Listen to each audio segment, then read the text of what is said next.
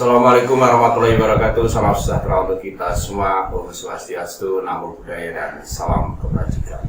Salam new normal. Halo anak-anakku yang saya ingin dan saya banggakan. Jumpa ketemu lagi kegiatan pembelajaran teknologi informasi dan komunikasi spesial untuk kalian semua kelas 6. Kabar baik ya, dan tetap sehat dan tentunya tetap semangat dalam mengikuti pembelajaran. Dan tak lupa selalu menjaga kesehatan dan sekaligus mematuhi standar protokol kesehatan yang berlaku dengan cara mencuci tangan, memakai masker, menjaga jarak, dan satu lagi menjauhi kerumunan. Oke, anak-anak semuanya, sebelum kita lanjutkan pembelajarannya, yuk kita sama-sama berdoa. Memohon kepada Tuhan Yang Maha Esa, semoga apa yang kita lakukan pada hari ini bisa bermanfaat dan tentunya penuh berkah untuk kita semua. Berdoa meletakkan pada keyakinan masing-masing, disilakan.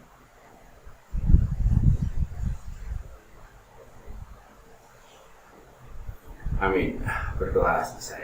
Oke, anak-anakku semuanya, untuk kali ini kita akan bahas ya tentang soal-soal penilaian tengah semester kemarin. Gimana kabarnya tentang penilaian tengah semester kemarin? Nilainya luar biasa, berimbang ya. Ada yang nilai tinggi, sedang, rendah, dan seterusnya. Namun jangan khawatir, itulah capaian kalian selama tengah semester di semester genap. Anak-anakku semuanya, sebelum kita bahas soal-soal ini, untuk menghindari adanya nanti salah persepsi, salah paham, ada baiknya kalian catat ya, kalian siapkan catatannya, kemudian nanti soalnya kamu tulis dan jawaban yang benar saja. Di sini kita akan bahas soal-soalnya agar nanti pada saat kemarin ada yang menanyakan, Pak, saya jawab ini kok disalahkan, harusnya kan betul gitu. Nah, makanya itu hari ini kita bahas bareng-bareng, mudah-mudahan kita bisa tahu jawaban yang betul adalah seperti ini, gitu ya. Nah, untuk menulis soal dan jawaban yang betul, karena kalian sudah kelas 6, seperti biasanya kalau TIK, kalau menulis tangan, pastikan menggunakan tulisan tegak bersambung dengan menggunakan pulpen warna hitam atau biru boleh. Oke ya, untuk itu agar kita tidak berlama-lama lagi, yuk kita menuju ruang pembelajaran untuk membahas soal-soal penilaian tengah semester. Oke, kita sudah di ruang pembelajaran. Seperti yang tadi Pak Rudi sampaikan di depan, bahwa kita akan membahas soal-soal penilaian tengah semester yang beberapa hari yang lalu kalian kerjakan. Oke ya, untuk itu kita siapkan dulu Google Classroom-nya. Satu Google Classroom kita siapkan. Nah ini, kita mulai dari... Saya tutup dulu ya, masuk di kelas 6A. Saya coba pergunakan kelas 6A, soalnya sama bukan apa-apa karena urutan pertama jadi lebih mudah didapatkan. Dan saya siapkan juga untuk peragaannya nanti di program Microsoft Excel. Yang baru dipakai adalah program Microsoft Excel 2019. Oke ya, siap dengan catatan buku tulis dan alat tulisnya, baik pulpen maupun stipu, tidak boleh pakai pensil ya. Dan kelas 6 pastikan menggunakan pulpen, dan ingat tulisannya adalah tegak bersambung. Oke, kita mulai. Kita masuk di Google Classroom, di kelas 6A, kita buka tugasnya adalah penilaian tengah semester. Nah, ini mulai terbuka. Nah, ini ya. Nah, kemarin kalau kalian masuk, untuk pertama kali dan wajib kamu isi adalah nomor urut dan nama siswa. Oke, kita pakai nama saya sendiri. Nah, kemudian kalau kemudian mungkin nggak muncul ya, karena memang belum diinputkan. Oke, yang kedua kalian harus memasukkan apa yang disebut biasanya fakta integritas. Nanti kalau kamu ujian sekolah ada fakta integritas, artinya adalah pernyataan. Apa pernyataannya? Bahwa saya akan mengerjakan secara mandiri dan jujur. Artinya kamu menyatakan bahwa dalam mengerjakannya adalah secara mandiri. Artinya mandiri adalah mengerjakannya dengan dikerjakan sendiri, tidak ada bantuan dari orang lain, baik kakak, mama, papa, dan lain-lainnya. Kemudian dikerjakan secara jujur. Jujur artinya tidak menerima bantuan siapapun dari hasil karyanya sendiri, dengan prosedur yang sesuai dengan aturan. Yang tidak sesuai dengan aturan pastinya tidak akan menuai atau tidak akan menghasilkan sesuatu yang baik. Nah, ini boleh kamu ketik, boleh. Teks saya akan mengerjakan secara mandiri dan jujur, bukan dijawab ada yang jawab, ya Pak, itu bukan ya. tapi adalah kamu mengetik ini. Diketik boleh, di copy boleh, atau biasanya disalin biar lebih cepat. Caranya di blok dulu, kemudian klik kanan, pilih salin, kemudian klik di jawaban, klik kanan lagi, tempel. Kalau menggunakan bahasa Indonesia, kalau menggunakan bahasa Inggris berarti menggunakan paste. Nah, oke. Kalau sudah sampai di sini, baru kalian bisa masuk ke lembar soal, yaitu berikutnya, atau biasanya ada yang menggunakan next ya, kalau bahasa Inggris. Nah, kalau sudah, nah ini ada petunjuk pengerjaannya. Pastikan sebelum mengerjakan soal apapun, baca petunjuk soalnya, petunjuk cara mengerjakannya. Jangan dikerjakan dulu, baru petunjuknya dibaca. Itu adalah hal yang salah. Baca dulu, ikuti petunjuknya, karena dengan petunjuk itu kamu akan diarahkan ke cara-cara yang sesuai dengan diinginkan. Oke, nomor 1. Salah satu program aplikasi berbasis Windows yang berfungsi untuk mengolah angka adalah, ya jawabannya adalah Microsoft Excel. Kalau Microsoft PowerPoint adalah untuk membuat presentasi, kalau Microsoft Word adalah program aplikasi berbasis Windows untuk mengolah kata, membuat surat, membuat puisi, kemudian membuat skripsi, karya tulis, itu menggunakan Microsoft Word. Kalau database biasanya untuk membuat program database, data penilaian, data jual beli, itu menggunakan database. Oke, lanjut nomor 2. Lembar kerja Microsoft Excel berbentuk, ya bentuknya adalah pastinya kan seperti kotak-kotak ini ya. Jadi kalau kita buka program Microsoft Excel-nya seperti ini, bentuknya pastinya adalah bentuk tabel. Jadi bentuk yang betul adalah tabel. Kalau dokumen adalah bentuk untuk Microsoft Word, jadi doc biasanya ya, dokumen 1, dokumen 2, kertas kosong itu juga nggak ada. Modul juga nggak ada, modul untuk program-program yang lain. Oke, oh ya, baru diingatkan, sampaikan aja bahwa urut-urutan jawaban ini setiap anak pasti beda. Diacak oleh komputer ya, tapi jawaban yang betul pasti sama. Cuman urutannya ada yang misalnya seperti nomor 2 ini, tabel ada yang di nomor 1, ada yang di nomor 3, ada yang di paling akhir ada, namun jawaban yang betul hanya 1. Oke, pada lembar kerja Microsoft Excel untuk mengatur perataan terdapat pada, nah yang ditanyakan adalah grupnya, perataan berhubungan dengan alignment. Berarti jawaban yang betul adalah grup alignment. Coba kita cek di Microsoft Excel yang berhubungan dengan perataan. Nah, yang berhubungan dengan perataan adalah ini. Ada rata kanan, rata kiri, center, rata kanan kiri, rata kanan aja ya. Kalau di Microsoft Excel tidak ada rata kanan kiri, ada rata kanan, center, kemudian rata kiri. Nah, ini berada di grup alignment. Kalau grup font adalah ini untuk pengaturan karakter, kemudian ada clipboard untuk proses, biasanya untuk proses editing, copy, cut, memindahkan, menyalinkan atau menyalin data, itu ada di grup clipboard. Oke, lanjut ke nomor 4. Icon Microsoft Excel dilambangkan dengan ya ini opsi 2. Kalau ini jelas Microsoft PowerPoint. Kalau yang opsi 3 ini adalah program Microsoft Word. Kalau yang nomor 4 ini adalah lambang Windows 10 untuk startnya ya. Menu start di Windows menggunakan lambang seperti ini.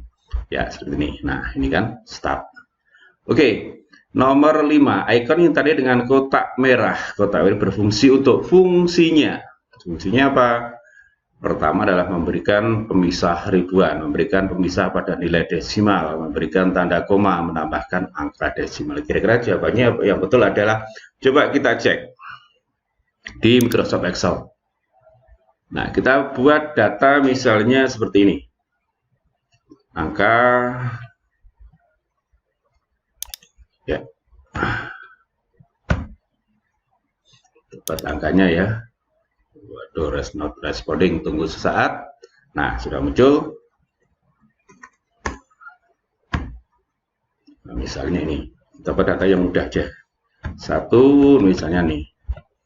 Nah, kemudian kita klik koma style. Ini kan koma style yang seperti ditandai dengan warna merah tadi. Ini ya, namanya adalah koma style. Jadinya adalah klik koma style. Memberikan pemisah ribuan, artinya di sini kalau kita biar gampang aja ya, sekarang angka 1000 aja ya. Nah ini, nah, misalnya ini, nah berarti pemisah ribuan. Jadi setiap 3 digit 0 dari belakang diberikan tanda pemisah. Ini bisa pemisahnya kalau menggunakan bahasa Inggris menggunakan koma, kalau menggunakan bahasa Indonesia menggunakan titik, tergantung dari ejaannya. Jadi ada dua tanda kalau menggunakan ejaan bahasa Inggris, pemisah ribuannya menggunakan koma, kalau menggunakan bahasa Indonesia pemisah ribuannya menggunakan titik. Oke, lanjut. Jadi jawabannya tadi adalah memberikan pemisah ribuan. Oke, nomor 6, ikon berikut terdapat pada, ya ini ya, tanda ini kalau di dalam ejaan Yunani disebut adalah huruf sigma. Coba kita cek di Microsoft Excel-nya. Nah, kira-kira ada di mana? Oh, ini kita temukan namanya adalah AutoSum. Berada di grup, ya, grup editing. Kita coba jawab, jawabannya adalah grup. Nah, ada grup editing, ada grup, kalau grup alignment berhubungan dengan perataan, kalau berhubungan ke grup number berhubungan dengan pengaturan angka, kalau grup clipboard berhubungan dengan pengaturan pengeditan, misalnya memindahkan, menyalin, dan lain-lain. Oke, lanjut nomor 7, ikon yang digunakan pada nomor 6. Ikon yang digunakan pada soal nomor 6 disebut adalah, ya tadi adalah AutoSum. AutoSum berfungsi untuk menjumlahkan secara otomatis. Ada link, itu kalau link itu untuk menghubungkan. Kalau grab ini biasanya untuk membuat gambar atau mengubah data dalam bentuk grafik, data angka ke dalam bentuk grafik adalah grab. Kalau sort untuk mengurutkan data. Oke, nomor 8, ikon berikut berfungsi untuk, nah ikonnya ini ada gambar A to Z, ya, yang dimaksud adalah A to Z adalah sort filter ya di sini untuk mengurutkan. Nah, kalau menjumlahkan menggunakan AutoSum, menampilkan gambar pakai view, memindahkan data menggunakan cut. Oke, lanjut berikutnya. Ikon yang berada dalam tanda warna biru. Kalau tadi warna merah, sekarang dipakai tanda biru. Apa namanya?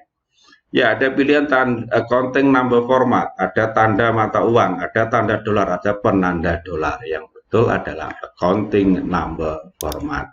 Kita coba cek di Microsoft Excel. Nah, tandanya adalah ini. Counting number format berfungsi untuk memberikan tanda mata uang pada suatu data atau pada suatu angka. Jadi kalau kita misalnya memberikan tanda mata uang, tinggal klik aja ini. Kalau rupiah tinggal cari rupiahnya. Misalnya mau counting form number format. Misalnya kita cari. Nah, cari aja di sini sampelnya. Nah, untuk rupiah kemarin sudah diajarkan ya, saya baru diulang sedikit. Nah, kita cari ke bawah. Nah, ini dia RP Indonesia. Jadi menggunakan counting number format, bukan memberikan tanda dolar, bukan memberikan tanda bukan memberikan tanda dolar, bukan penanda dolar, tapi namanya adalah accounting number format. Oke, berikutnya jika pada name box tertulis A2, hal ini berarti kursor berada ya. Kita kembali pada nama-nama ada pada tabel. Tabel terbagi menjadi 3, ada kolom, ada baris, ada sel, di mana setiap bagian mempunyai nama sendiri-sendiri. Misalnya kolom adalah bagian tabel yang berbentuk tegak lurus diberi nama dengan huruf. Baris atau row adalah bagian tabel yang bentuk mendatar diberi nama dengan menggunakan angka. Sel adalah perpotongan antara kolom dan baris dengan diberi nama huruf dan angka. Jika di sini ada soalnya, jika name box tertulis A2, berarti yang betul. Yang di sini yang berkaitan atau berhubungan, yang sesuai, jadi menggunakan kolom A. Berarti kalau jika pada name box tertulis A2, berarti kolom ada di kolom A, bukan baris 2. Baris 2 nggak ada. Bukan baris A. Baris A nggak ada ya. Sel 2 juga nggak ada. Kalau sel berarti A2. Kalau sel A saja nggak ada yang. Kalau A saja berarti kolom. Oke, jika name box tertulis B2, maksudnya kursor berada di, nah ini. Name box-nya di sel tertulis B2. Name box itu ini. Nah ini, coba di B2 ini ya. Nah, berarti kursor berada di Misalnya ada di kolom A, baris 2 atau sel A2. Berarti kalau di sini ada enggak?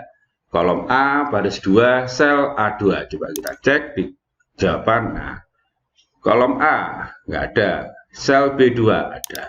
Baris B nggak ada, sel 2B juga ada. Jawaban yang betul adalah jika nimpak tulis B2, maka kursor berada di sel B2. Jika kursor berada di sel B3 dan kita menekan tombol enter satu kali, maka kalau menekan itu kan berarti ke bawah ya. Nah, kalau berada di sel B2, coba kita praktekkan. Nah, B2 ini. B2 ini. B2. Kita tekan tombol enter satu kali. Berarti kursor berada di kolom B3. Coba jawabannya ada nggak B3? Jika kursor berada di sel B3, oh B3 ya, sorry. Jika kursor berada di B3, bukan B2 tapi B3. Nah, B3 ini tekan enter satu kali. Berarti ada di B4. Jawaban yang benar adalah B4. Fungsi utama dari program Microsoft Excel adalah ya membuat tabel, mengolah angka, mengetik angka, mengolah tabel. Kalau coba kita kembali ke pengertian Microsoft Excel. Apakah sih Microsoft Excel itu? Microsoft adalah program aplikasi berbasis video yang berfungsi untuk mengolah angka. Berarti program Microsoft Excel fungsi utamanya adalah mengolah angka. Oke, ini kemarin ada persepsi yang beda. Untuk memberikan warna pada sel menggunakan perintah. Karena kalian harus menjawab, kalau font color jelas bukan. Font color memberikan warna font, warna karakter. Cell color tidak ada. Shading color ini bisa mengartikan fungsi fill color. Jadi tergantung dari Microsoft-nya versi berapa. Border color juga nggak ada. Kalau border color jelas pasti untuk memberikan bingkai. Jawaban yang kita pakai adalah shading color. Oke, berikutnya contoh penulisan rumus penghitungan pembagian. Nah, di hitungan pembagian, ingat, rumus selalu diawali dengan tanda sama dengan. Nah, mana yang tanda sama dengan? Kalau tidak, opsi keempat, opsi ketiga. Sebentar, yang diawali tanda sama dengan dulu. Sudah bagaimana bentuk atau operator pembagian? Kalau di matematika, operator pembagian bisa menggunakan titik dua atau menggunakan garis datar bawah, tapi kalau di Microsoft Excel menggunakan tanda garis miring. Jadi jawabannya yang betul adalah yang mengandung diawali tanda sama dengan dan garis miring adalah ini ya.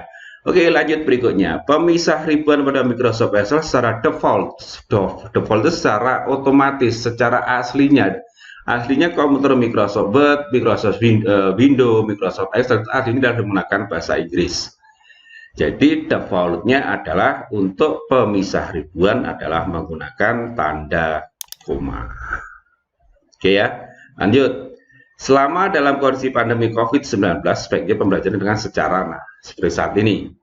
Bagaimana pembelajaran yang baik, yang sesuai dengan protokol kesehatan? Apakah berkelompok? Jelas berkelompok akan rawan terjadi penularan virus. Secara langsung, secara tatap muka, jelas sekarang tidak diizinkan. Apakah di luar rumah? Di luar rumah jelas nanti kita tidak mungkin belajar di luar rumah. Nanti yang betul adalah dilakukan pembelajaran jarak jauh. Oke, berikutnya. Selama pembelajaran jarak jauh sangat dibutuhkan penggunaan sarana apa yang digunakan? Sumber belajar dari perpustakaan sekolah. Kamu saat ini tidak diizinkan ke sekolah, jadi tidak bisa digunakan. Tata ruang kelas yang memenuhi standar, ruang kelasnya juga belum boleh dipakai. Yang pasti kamu harus menggunakan sarana teknologi informasi. Jadi di sini mungkin bisa kalian pesankan kepada bapak ibu kalian, kepada mama papa kalian, bahwa selama pandemi COVID-19 dari pembelajaran TIK sudah tidak ada lagi yang mengatakan Pak saya gaptek. Karena apa? Hampir 1 tahun kalian didampingi mama papa tentang belajar teknologi dan informasi. Jadi sudah tidak ada lagi istilah orang tua sekarang gaptek, apalagi sudah pegang HP ya. Itu berarti mama papa kalian sudah mengenal teknologi, tinggal belajar lebih jauh lagi. Oke, lanjut nomor 19. Berikut ini adalah aplikasi pembelajaran jarak jauh, kecuali pembelajaran jarak jauh yang mana yang biasa dipakai. Google Classroom ya, ada kecuali ya. Google Classroom ya seperti saat ini itu lazim dipakai. Kali ini adalah menggunakan Google Meet tetap kita pernah ya di kelas 6 semester yang lalu kita menggunakan Google Meet. Kemudian WhatsApp, mungkin Bapak Ibu di wali kelas menggunakan WhatsApp boleh. Kalau telepon langsung ini yang mungkin yang jarang. Karena apa? Akan sangat, kalau menggunakan telepon, sangat menguras kuota pulsa kalian. Berarti kecualinya adalah opsi 4. Oke, lanjut berikutnya. Untuk masuk ke data bentuk tanggal dengan cepat dan mudah, maka bisa menggunakan fasilitas ada format data, format date, format day, format number, currency number. Kalau berhubungan dengan format tanggal, apa bahasa Inggrisnya tanggal? Apakah date, apakah day, apakah number format? Jawabnya adalah format date. Oke, sekarang kita coba praktek untuk nomor 21. Untuk mendapatkan posisi seperti judul nomor absen ini, ya, judul nomor absen, maka perintah yang digunakan adalah, jadi absen masuknya adalah dari atas ke bawah. Jadi nomor absen ini tidak apa namanya, bentuknya kolomnya kan sempit, tapi bisa dibuat atas bawah, nomornya di atas, absennya di bawah. Perintah yang digunakan coba kita buat sini aja ya, nomor kemudian absen. Nah, perintah yang digunakan apa? Gunakan kalian masuk ke grup Likement, kemudian pilih. Nah, ini dia yang digunakan, yang harus kamu gunakan adalah Wraptext. Nah, ini dia, baru kita gunakan Setter. Coba apakah ada Wraptext di situ? Coba kita cek pada, nah ini direction text, bukan direction text untuk atas bawah, jadi itu adalah Wraptext.